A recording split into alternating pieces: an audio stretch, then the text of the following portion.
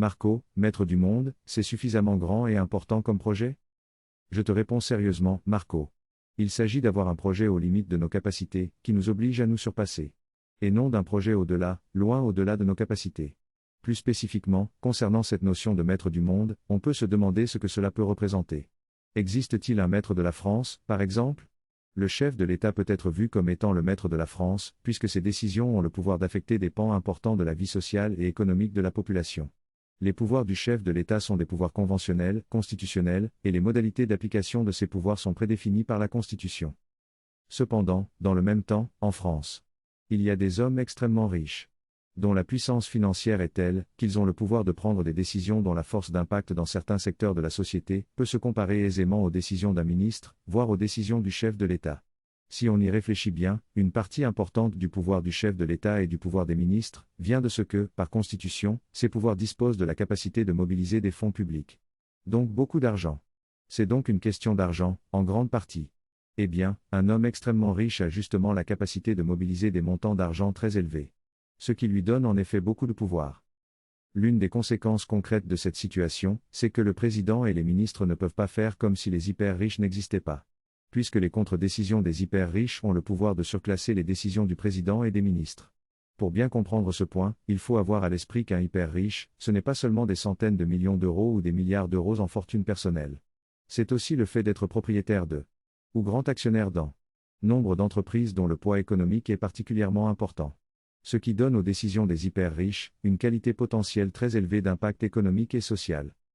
Toujours dans les rapports de force entre les autorités publiques et les hyper-riches, il faut aussi tenir compte du fait que les hyper-riches ont la capacité d'aider l'État à différentes échelles. Et tenir compte encore du fait que l'État peut avoir besoin de l'aide des hyper-riches dans certains domaines. Ce ne sont pas toujours les hyper-riches qui demandent des audiences aux ministres et au président. C'est parfois aussi les ministres et le président qui cherchent à rencontrer les plus puissants hommes d'affaires et les plus puissants partenaires économiques. Nous parlions de la France. Il y a là, dans le monde, des hyper-riches dont la puissance financière est plus grande que la puissance financière de nombre, d'États dans le monde. Et peut-être existe-t-il des hyper-riches qui sont plus riches que la France. Car quand on décompte la masse financière servant au seul traitement des fonctionnaires de l'État et des structures publiques, ce qui reste sur le budget pour financer différents projets, n'est pas tant que ça supérieur au budget destiné aux investissements dont disposent certains hyper-riches. Année par année. L'une des choses qu'on peut déduire de tout cela, concernant la France par exemple, c'est qu'il n'y a pas un seul et unique maître de la France. Mais il y a des acteurs majeurs en France, certains publics, le président, les ministres, les maires, et les présidents des grandes structures publiques. Et d'autres privés, les hyper-riches, et les PDG des grandes entreprises privées.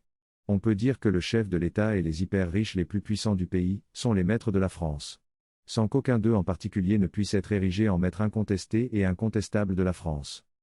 Pour devenir l'un des maîtres du monde, il faut être, soit un hyper-riche dont la fortune personnelle est supérieure aux milliards de dollars, soit être le chef d'État charismatique d'un pays figurant parmi les 10 plus puissants du monde, militairement et économiquement.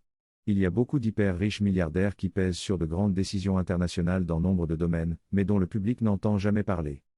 On va dire que les grands chefs d'État et les milliardaires constituent le premier niveau des maîtres du monde. Il faut un mental d'acier et un mental rusé pour arriver à ce niveau. Si tant est que cela soit votre but.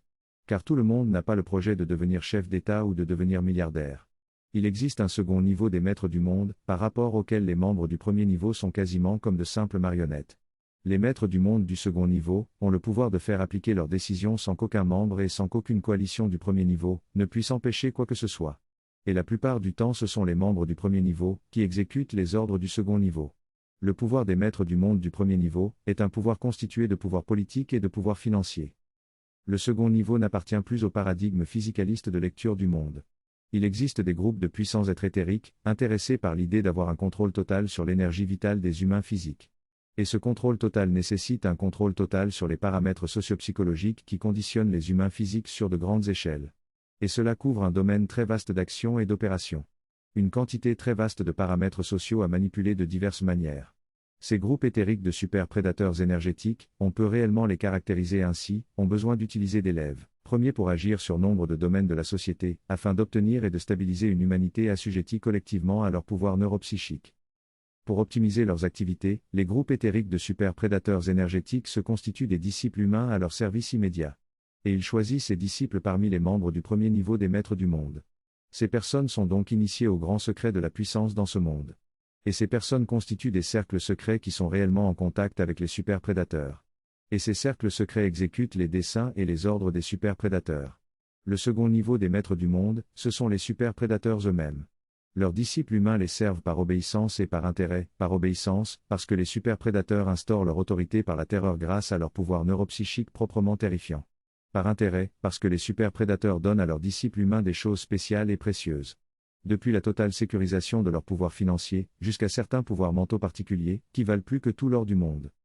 Les intérêts du second niveau des maîtres du monde concernent toute la constellation des paramètres culturels et des paramètres économiques, ainsi que toute la constellation des paramètres de conflit et des paramètres de guerre, dont la vertu fondamentale est d'affaiblir les capacités psychologiques et mentales de la majorité de la population, et de maintenir faibles ces capacités. Personne n'a intérêt à exterminer les humains physiques. Mais les superprédateurs ont intérêt à avoir sous la main une humanité psychologiquement et mentalement faible. Et tout ce qui peut y contribuer est un lieu d'exercice de manipulation. Il y a un troisième niveau dans ce qu'on peut continuer d'appeler les maîtres du monde. Autant le second niveau, composé de superprédateurs éthériques, utilise une combinaison d'actions neuropsychiques directes et de communication d'ordre à leurs disciples humains, qui sont de fait parmi les plus puissants du premier niveau. Autant le troisième niveau agit essentiellement par des actions énergétiques de nature neuropsychique ou de nature psychotechnologique. Autant le but du second niveau est d'obtenir une humanité psychologiquement et mentalement faible, assujettie fondamentalement à leur pouvoir neuropsychique à des fins de maîtrise sur l'énergie vitale collective de l'humanité. Autant le but du troisième niveau est de conduire l'humanité vers un état de maturité psychologique et mentale, suffisamment élevé pour que l'humanité puisse créer et maintenir une civilisation solide et heureuse. Le troisième niveau des maîtres du monde est composé de deux grands pôles, une sorte de haut commandement humain terrestre, qu'on peut appeler la synarchie si on veut, et une sorte de haut commandement éthérique, que l'on peut si et seulement si appeler le haut commandement des gestionnaires de la planète. Le terme commandement est plus approprié que le terme conseil, car les synarches et les gestionnaires mènent des actions énergétiques déterminées, et ne se contentent pas d'essayer de conseiller ou d'essayer d'inspirer des humains physiques se trouvant à des positions plus ou moins stratégiques. Techniquement, les synarches ont des pouvoirs neuropsychiques plus ou moins aussi puissants que ceux des superprédateurs. Tandis que les gestionnaires ont des pouvoirs neuropsychiques beaucoup plus puissants que ceux des superprédateurs. Si on veut, les synarches sont en quelque sorte le contrepoids des disciples des superprédateurs. Un synarche doit avoir constitué et maîtrisé une grande puissance financière, en maîtrisant des moyens de technologie éthérique bien précis, afin de ne pas être soumis au rouage ordinaire de l'économie, et il doit avoir maîtrisé certains pouvoirs neuropsychiques de haut niveau. Ces activités s'étendent depuis des opérations d'ingénierie sociale nécessitant de mobiliser de grandes sommes d'argent, jusqu'à des actions énergétiques directes permettant d'influencer positivement le mental des personnes stratégiques, ou la trame énergétique des événements. Les gestionnaires sont les seuls vrais maîtres du monde en définitive, dans la mesure où rien ne peut annuler leur action de fond. Et ils font avancer le projet planétaire avec une puissance et une expertise qui permettent de penser que le résultat est assuré, peu importe les péripéties transitoires et peu importe les activités des superprédateurs. Ni les gestionnaires, ni les synarches ne proportionnent leurs activités selon les besoins individuels spécifiques de chacun. Ils travaillent sur la trame de fond de l'humanité, et ils proportionnent leurs activités aux échelles pertinentes du point de vue des besoins de fond de l'ensemble de l'espèce humaine. Et de l'ensemble de la planète. En d'autres termes, les gestionnaires et les synarches travaillent pour l'évolution de l'humanité et de la planète, et non pour les besoins spécifiques des individus. Bien que leurs activités puissent viser des groupes d'individus quand ceci est pertinent. En terminant, quelques considérations périphériques. Devenir un synarche est quelque chose de très difficile. Et il faut d'abord parvenir à maîtriser un haut niveau de capacité neuropsychique en premier lieu. Devenir un disciple des superprédateurs est également quelque chose de très difficile. Et il faut d'abord avoir réussi par soi-même à devenir milliardaire ou à devenir un politicien de premier rang au sein d'une grande nation. Et ce sont les superprédateurs qui eux-mêmes, par la suite, vous choisissent comme disciples. Et donc comme instrument privilégié entre leurs mains. On peut dire que la synergie des groupes de disciples des superprédateurs constitue ce qu'on peut appeler le gouvernement mondial de l'ombre. Le sommet du premier niveau est la base du second niveau dans l'ordre des maîtres du monde.